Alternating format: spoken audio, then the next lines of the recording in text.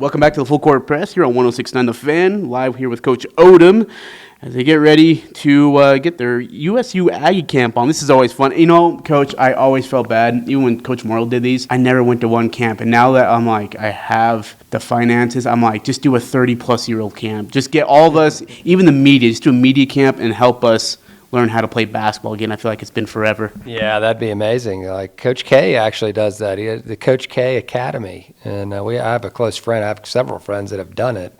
Now they paid a lot of money, to go to that camp and drink wine, I'm sure, and play ball and get coached by Wojo and Nolan Smith. But we could do our own version of that, I guess, here and get you out there. Did your dad do any camps as well at Wake Forest? Yeah, no question. I mean, we always had camps, growing up. My father actually started the first 5-star women's basketball camp. So he actually had, it was literally an all-American camp back then. It was really good.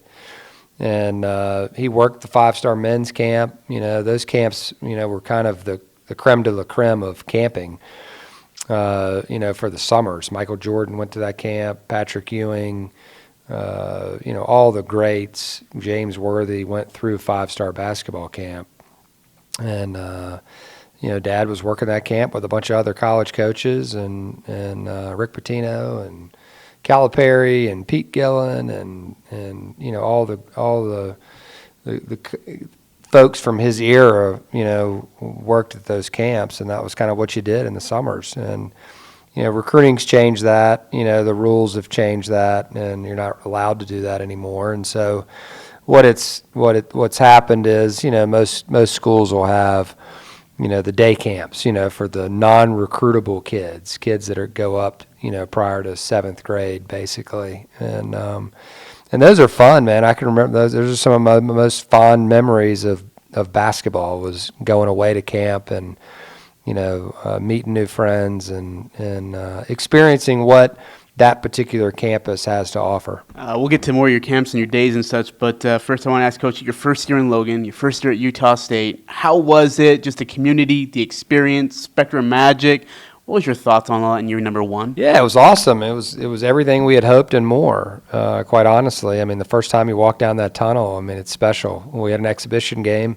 I think it was Montana Western who we played, and walking down and seeing 6,500 in there for an exhibition game, that says it all. And we had some bright spots, we had some hard losses, and all the things that a college basketball season can bring you.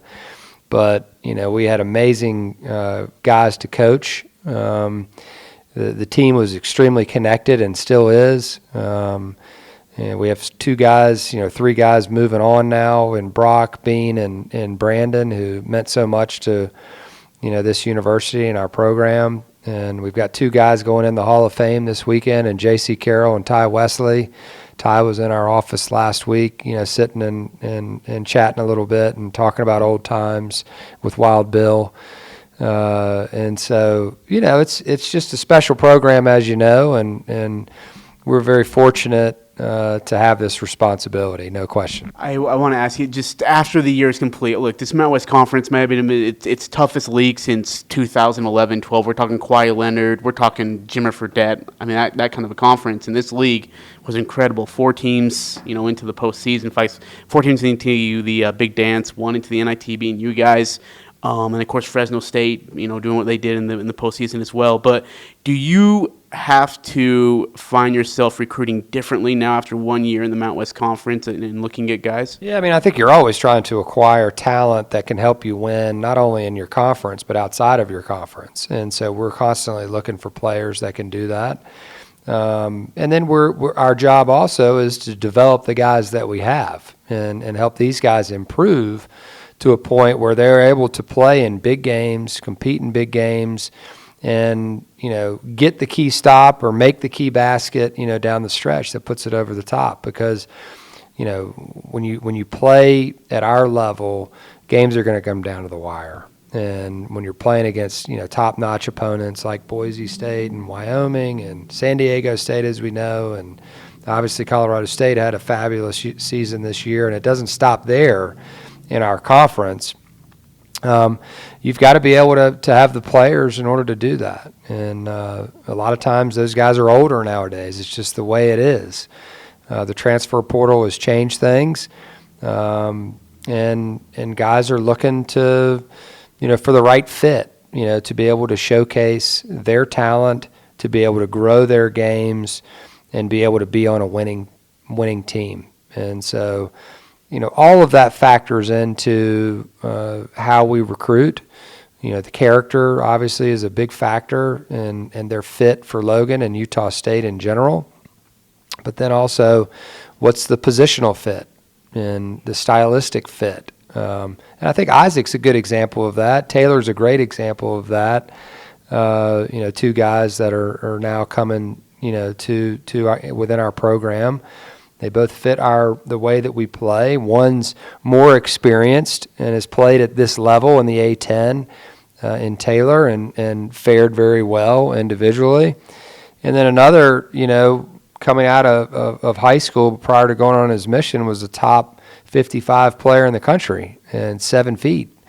And so, ends up choosing Oregon over some in-state love. And now we're fortunate enough to get him, on a quick transfer after 1 year, and we're going to have him for 3. And, he's, I asked him the other day, what was one of the reasons that you picked, Utah State, with all the options that you had? And this was when he told me he was coming, and he said, I don't typically do that. I'm not sure why I did, but he said the connectivity of the coaches with one another, the connectivity of the coaches or the players with one another, and the connectivity of the players and the coaches together. And I thought that was a really unique answer that I wasn't expecting. And that was him witnessing that and being here and being around us. And then the second part of it was he's coming home to Utah, right, where he had developed his game. And he felt like this was the best place for him to grow as a player and a person. And so, that's a huge thing and a huge responsibility for us, to take on. And, we're excited that he's coming here. But those are the type of players that we want, that have that perspective, that are excited about Utah State, that are excited about what we're trying to build, and have the feeling that they can grow within that environment. As you mentioned, that there's the Utah State Athletics Hall of Fame this Saturday night. Of course, two of the best in the program, and Ty Wesley and J.C. Carroll being inducted. When I talked to both of them, they said one of the things that they really sincerely appreciated is your willingness to reach out to the alumni. That you don't just shove them off and it's your team and we're moving forward, that you're willing to talk with them and invite them out to practice. What has that relationship been like, building relationship with the alumni, some of the greatest to ever be in athletics here at Utah State? First and foremost, we would be crazy not to, right? I mean, it's a tremendous resource to have all of these former players that have had so much success here, and coaches, likewise, that have had so much success here, to not pick their brains and to not want them to feel like it's still home. And so, I've been at different places and taken over some new programs and been an assistant coach going into a new program. And I know what it's like, when it's done the other way. And, like one of the things that we always say is you never have to ask to come home. And so I never want J.C. Carroll or Ty Wesley or Stu Morrill or Dutch Belknap or Rod Tueller or anybody, Craig Smith for that matter. I don't never want any of them to feel like this is not still a place that they can come back and call home. And we've got a special place here, and we want to showcase that. The brotherhood that these guys have, is real. It's not fake. As evidenced by a JC moving back to town, and coming back here and wanting to settle here. I mean, that says it all, right?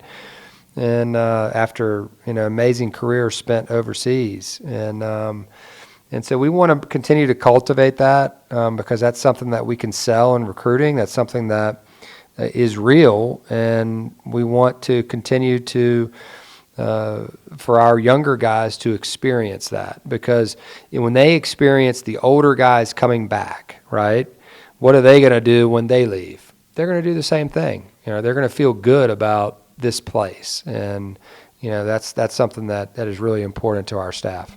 Coach, you got 2 camps coming up. You got one 2nd through the 4th, and you have a 2-week day camp as well. We talked about it earlier, but these are going to be things you look forward to. Why? I mean, watching these kids play, and a lot of them get a kick out of just being on the Spectrum floor. They honestly, I've talked to a couple kids about it, and they said, it's just cool being on the Spectrum floor, shooting around hoops. What do you get most out of it when you do these camps? Yeah, I mean, watching these kids smile, right, and competing and having fun and being coached by our players, that's so fun to watch. Rylan Jones, who was at one time a Utah State Stu Morrill camper, probably, right? Now all of a sudden he's playing on our team and he's coaching the camp. And so it's fun to see them draw up plays and cheer for their team and their players when they make big shots, and then also console them at the same time when their team loses a game in these camps, because that happens as well, and kids struggle with their confidence, and to see our players engage and be a part of that is really rewarding. And it's one of our core values is thankfulness, being thankful for the opportunities that are given to us. And the other one is servanthood, giving back to our community and making the youth of Logan and the greater Cache Valley area feel good about our program and feel welcoming when they come in here. And, the team camp is for, high school and JV teams and coaches within our area and beyond in the state and outside of the state, bordering states, for them to come in here and work with their teams for a weekend and play against different competition. And that's rewarding as well. It's certainly an opportunity for us to engage and communicate and have fun with and talk basketball with other high school coaches, that are within our area. And we have a blast with that. I mean, that's a tremendous weekend for us. Do they pick your brain as well? Ask you questions, take notes on maybe what things that you run and things how you run it as well, maybe to help for their programming teams as well? Yes, absolutely. And we'll usually do a clinic, within it as well, and just talk a little bit about, things that we do within our program. And certainly I like to pick their brains too. We'll watch, different coaches, run their stuff, whether it's on offense or defense, and you can always learn. And so that's certainly, an objective of ours in the off season, is to try to grow as coaches and try to give whatever we learn in the off season back to our players. And certainly that's our job as coaches, to continue to cultivate that. All right, Coach, if you'll just give us the format of what the camp looks like, or your team camp, your day camp and such, and then how kids and parents can help sign their kids up to be a part of the camp as well. Yeah, no question. You can go online, Ryan Odom Basketball Camps and Clinics. It's on our website, actually, and on our actual sports website, usu.edu, and go to the athletics page. And then you'll find camps and clinics there for all the different sports, within Utah State. You go to Ryan Odom Men's Basketball Camp, and you'll be able to find the day camp there. We've got 2 weeks. June 6th through the 9th is the first week.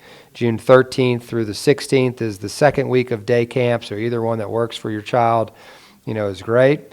And then the team camp is done more through the individual high schools and their coaches. They kind of decide where they're gonna go in that particular weekend. But ours is the 2nd through the 4th, and anyone's welcome to come out and watch the competition. If you have a nephew that's playing in it, or a son or a daughter, you're always more than welcome to come and watch. We'd love to have you here in the Spectrum, the Arc, or wherever we're playing at that particular time, the Estes Center as well. So camps are always fun, and June will be busy for sure. Well, Coach, I just want you to know it's a pleasure to have you here at Utah State. You handle everything with such class and grace. Whether it's a win or a loss, it's always been impressive to watch you do the way you handle things, especially your coaching staff as well. And want to thank you for being a part of the university and everything you do for the program. It's always a blast to be around you. Thanks, Ajay. We appreciate it. We're blessed to be here for sure. Go Aggies.